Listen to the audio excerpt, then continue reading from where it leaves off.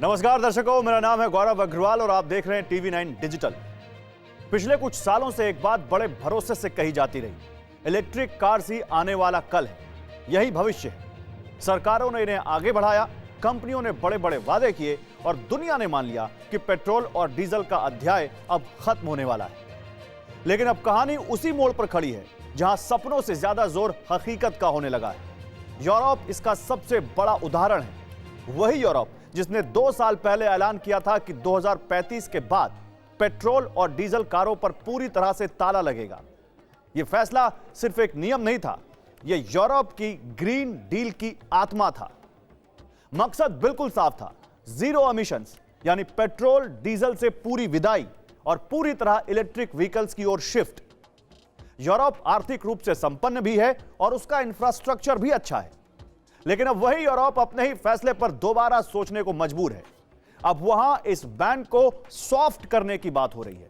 Soft ban यानी petrol diesel को पूरी तरह खत्म नहीं करना, यानी एमिशंस को जीरो की जगह 90% तक लाना, और जो 10% बचता है वही 10% पेट्रोल और हाइब्रिड कारों के लिए रास्ता खोल देता है 2035 के बाद भी। इस बदलाव को सबसे ज्यादा हवा दे रहे हैं जर्मनी और इटली, और इसकी वजह भी समझिए।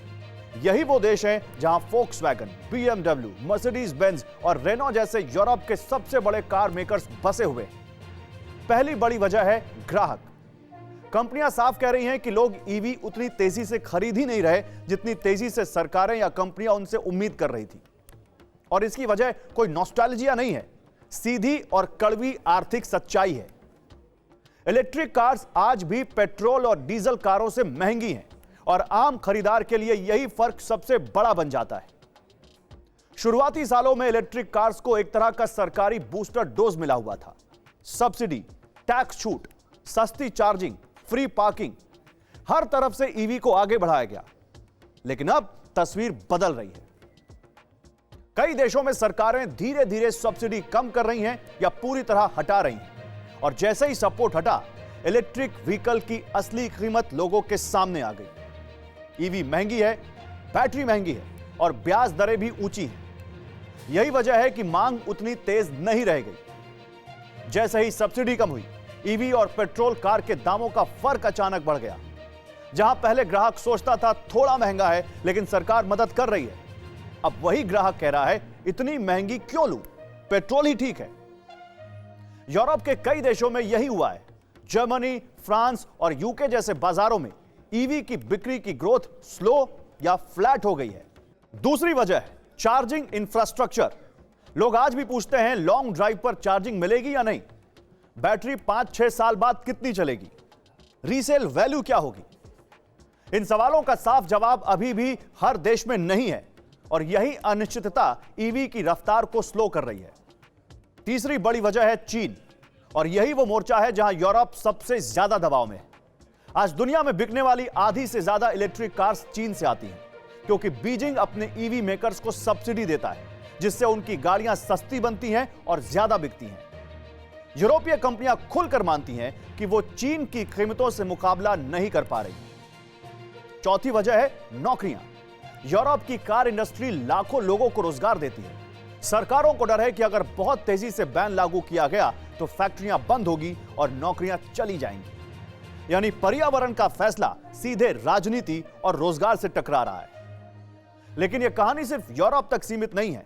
पूरी दुनिया में इलेक्ट्रिक व्हीकल की रफ्तार अब धीमी पड़ती दिख रही है। नवंबर में ग्लोबल ईवी सेल्स सिर्फ 6% बढ़ी, जो 2024 की अब तक की सबसे कमजोर ग्रोथ मानी जा रही है। अमेरिका में पेट्रोल कारों की मांग आज भी मजबूत है, खासतौर पर एसयूवीज और पिकअप ट्रक्स में। लोग लंबी दूरी तय करते हैं, फ्यूल सस्ता है और चार्जिंग हर जगह उपलब्ध नहीं। यही वजह है कि अमेरिका में ईवी के बावजूद आइस कारें अभी भी मार्केट का बड़ा हिस्सा है। भारत में भी आइस कारें अभी भी राजा हैं। आइस यानी इंटरनल कंबस्शन इंजन, यानी वो इंजन जो पेट्रोल या डीजल जलाकर गाड़ी चलाता है, जिसे हम आम भाषा में आज भी नॉर्मल कार या पेट्रोल डीजल वाली कार कहते हैं। क्योंकि ईवी कारें महंगी हैं और चार्जिंग नेटवर्क सीमित है, यहां पेट्रोल और डीजल कारें सस्ती, भरोसेमंद और हर जगह सर्विसेबल है। ईवी भारत में बढ़ जरूर रही है, लेकिन 4 पहिया में आइस की पकड़ अभी बहुत मजबूत नहीं है। भारत में अभी भी 2 पहिया और 3 पहिया इलेक्ट्रिक गाड़ियों की मांग ज्यादा है। जापान में भी आइस और खासकर हाइब्रिड कार्स की मांग बहुत ज्यादा है। टोयोटा जैसे ब्रांड पूरी तरह ईवी पर नहीं गए। जापान का मानना है कि हाइब्रिड एक ज्यादा प्रैक्टिकल और स्टेबल सॉल्यूशन है, इसलिए यहां आइस पूरी तरह खत्म होने से अभी बहुत दूर है, यानी पेट्रोल डीजल की कारें खत्म होने से अभी बहुत दूर है। दक्षिण पूर्व एशिया, थाईलैंड, इंडोनेशिया, वियतनाम जैसे देशों में आइस कारें अभी भी मुख्य धारा में।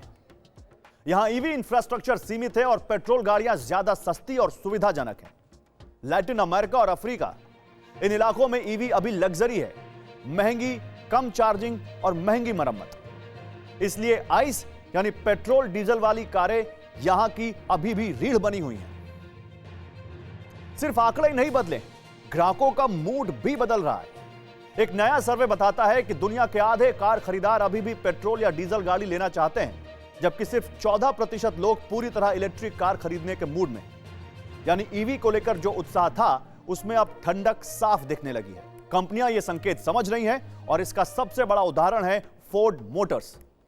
फोर्ड ने खुले तौर पर माना है कि ईवी पर लगाया गया दांव उम्मीद के मुताबिक काम नहीं कर पाया। करीब $20 अरब का नुकसान और साफ शब्दों में कबूलनामा। इलेक्ट्रिक एसयूवीज बनाना महंगा है और उन्हें बेचना उससे भी मुश्किल। ऊपर से अमेरिकी राजनीति, डोनाल्ड ट्रंप के दौर में ईवीज को मिलने वाला सरकारी समर्थन भी पीछे हटा।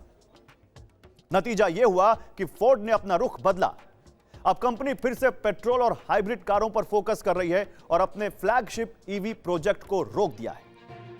और यह मुश्किल सिर्फ फोर्ड की नहीं है, पोर्शे और मर्सिडीज बेंज जैसी लग्जरी कंपनियां भी ईवी बेचने में जूझ रही हैं।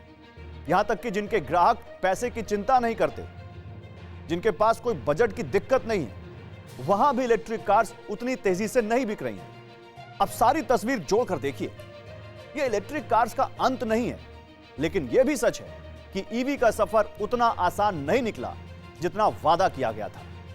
ट्रांजिशन होगा, लेकिन धीरे धीरे महंगा होगा और सियासत से टकराएगा। इलेक्ट्रिक कार्स भविष्य हैं, लेकिन उस भविष्य तक पहुंचने का रास्ता अब लंबा और ज्यादा मुश्किल दिख रहा है। अगर आपको यह वीडियो पसंद आया हो तो कमेंट जरूर कीजिए और हमारे चैनल को सब्सक्राइब और लाइक और शेयर जरूर करें।